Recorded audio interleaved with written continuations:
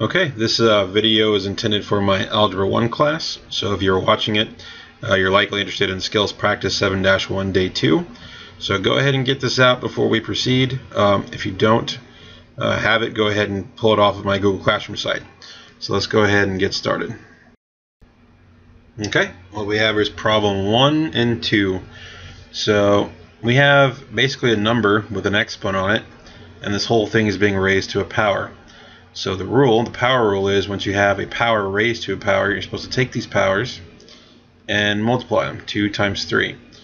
So we'll say the base, which is 10, is going to stay the same, and then we got 2 times 3, which is 6. So that's the answer for this problem. Here, same thing going on here. We got the number base of p, and then we have p raised to the power 3, and then this whole thing raised to the power 12. So what we're supposed to do is multiply 3 times 12. So now we'll have p to the power of 3 times 12, which is p to the power of 36. And that would be the answer for this one. Okey-doke. Number 3 here is a little trickier because we have a -6 inside our parentheses.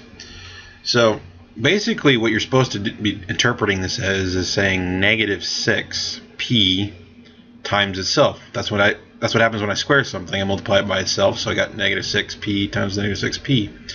Well, -6 times -6, if we just multiply the numbers first, that's going to give you a positive 36. A negative times a negative is a positive, and 6 times 6 is 36.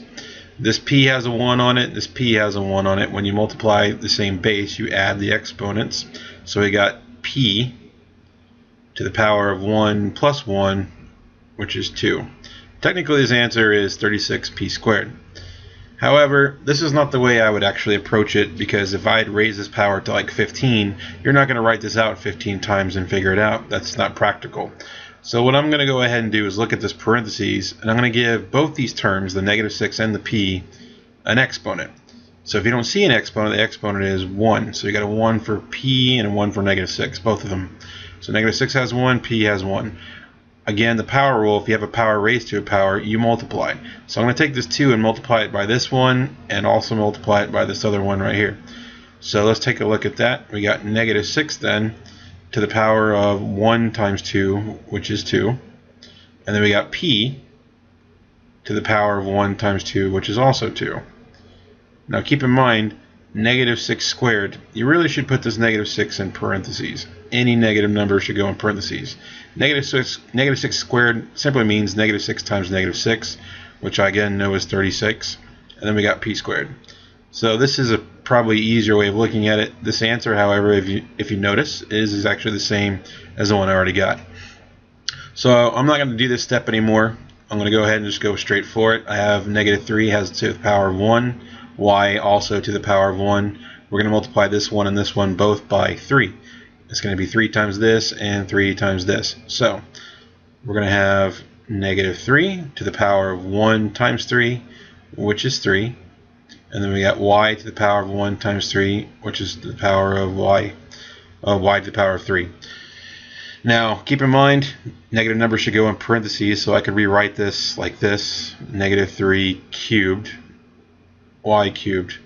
Whenever you raise a negative number to an odd power, it will stay negative. If you raise a negative number to an even power, it becomes positive. Because that's an odd power, it's going to stay negative, this answer. So it's going to be negative. 3 to the third power is 3 times 3 times 3.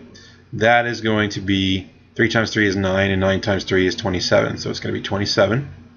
And this, of course, will follow with the y cubed. So we're going to have this answer. That's kind of tricky.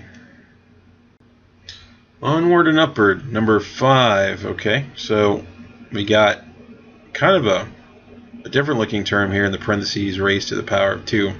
The technique is the same, however.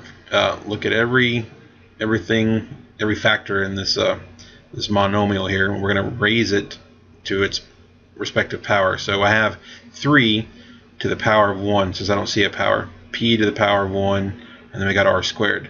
I'm going to multiply all these inside powers by 2, the outside power. So we're going to distribute this 2 into all these exponents. Alright, that's all I'm doing.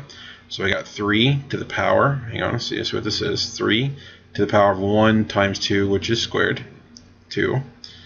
p, so let's put the p down, to the power of 1 times 2, which is 2. And then we got r to the power of 2 times 2, which I know to be 4.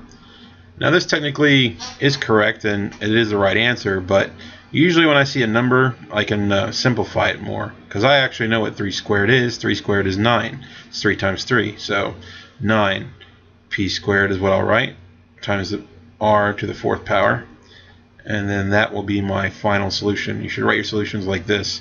Simplify numbers if you can. It's the same process with this one. This is 2 to the power of 1, b to the power of 3, c to the power of 4. Every one of these exponents gets multiplied by this 2. So let's take a look at that. We got 2 to the power of 1 times 2, which is 2. B, this is a 2, looks like a z. We got b to the power of 3 times 2, which is 6. And then we got c to the power of 4 times 2. We're going to multiply these, which is 8. I know that 2 squared up here in the front is the same thing as 2 times 2, which is 4. We got b to the power of 6 still, and then we got c to the power of 8. So my answer is this. Okay, now we're going to move on to the geometry type questions. Looks like we have a rectangle here. It says express the area of each figure as a monomial. So we have this rectangle, we have to find this area. And if you remember from middle school, the area of a rectangle, we'll write this in here, I guess. Let's see. Area of a rectangle is going to be equal to the length times the width. I have the length right here, x to the power of 5, and the width right here, x squared. So we just got to multiply these two together. No problem. So I say area is equal x to the power of 5 times x squared. We're going to multiply these together. When you multiply x's or any other variable, the same base here, we're going to say x. What we're going to do is simply add the exponents. When we multiply, we're going to add the exponents. So we got 5 plus 2. So this would be x to the power of 7. So that's the answer, x to the power of 7. Okay, another geometric figure, the square. Find the area of a square. The square is a rectangle, so the area formula is the same as the previous question. Its area is equal to length times the width. Okay, so we're going to find the area. What you should notice here, though, is that the length and the width are the same. So there's a couple ways you can approach this. We can say, all right, the length and width are the same, so it's CD times CD. Okay, this is c to the power of 1, d to the power of 1, c to the power of 1, d to the power of 1. When you multiply, we'll multiply these c's together, for instance. We're supposed to add the exponents. So we're going to write a c, and then the power of this c is going to be 1 plus 1. So this is going to be c squared. We got d's, so we're going to multiply these together. This is 1 plus 1 as well, so this is d squared. This is the area, simply c squared d squared. Another way of looking at this, though, which is the same in a sense, is that this length and this width are the same, or this height rather, whatever you're calling it. So if they're the same, I have this CD simply multiplied by itself. This again is to the power of 1 and to the power of 1. Remember, when you raise a power to a power, you multiply. You're going to multiply this 2 by this 1 and this 1. So I can write c again, it's 1 times 2, which is c squared. And then I can write d, 1 times 2 as well, is also squared. What you should notice is this answer that you get right here, doing it this way, is actually the same as this one. It doesn't make any difference how you do it. The answer will be the same. Okay, and lastly we have a triangle, and we have to find the area of a triangle. Famously, what you probably should have learned in middle school, or even probably prior to that, is that the area of a triangle is 1/2 base times height. Alright, so here I have the height, which is 4p, and the base is 9p cubed.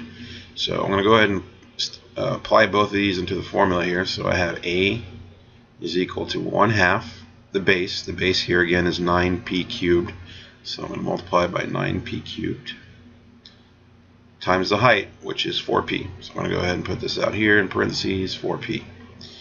Now what I want to do first is to multiply all of my coefficients, which is basically, coefficient is the number in front of of the variables here. So I got 4 times 9. Okay, 4 times 9 is 36, and then we have to multiply by a half. 36 times a half, or half of 36, is 18. Okay, so we've taken care of the numbers. We can actually cross them out if you like. And then what we have left are the variables, which is p. So this p has a power of 1 on it. So when you multiply variables that are the same, you add their exponents. So this is going to be p. And then we're going to add the exponents, 3 plus 1. So that's going to give you 4. This is the answer for number 9. At this point, I want to thank you for watching this video. Hopefully you learned something from it, and you'll come back and watch more. Alright, thanks.